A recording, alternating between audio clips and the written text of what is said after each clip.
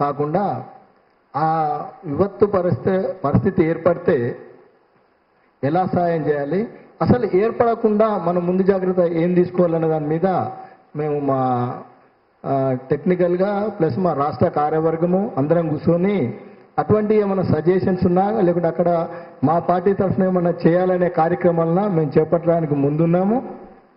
అలాగే ఇప్పుడు ఒక ఒంగోలు జిల్లా ఒక్కటే కాదు, ఎక్కడనైతే ఇప్పుడు ఈ తుఫాన్ ప్రభావం జరిగిందో ఆ మిగతా జిల్లాలు కూడా మేము అలర్ట్ చేయడం జరిగింది. ఆ జిల్లాలో కూడా సమాచార సేకరణ జరుగుతుంది. జిల్లా ఇన్ఛార్జీలు దానికి సంబంధించిన సమాచార సేకరణ చేయడం జరుగుతుంది.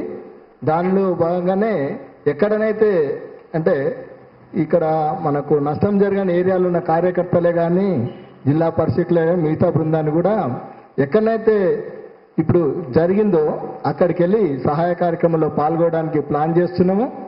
మేము చేసే పని మాత్రం చాలా ప్రజలకు దగ్గరలో అంటే వారికి సరైన వారికి న్యాయం జరిగి ఆదుకునే విధంగా ఉంటుంది.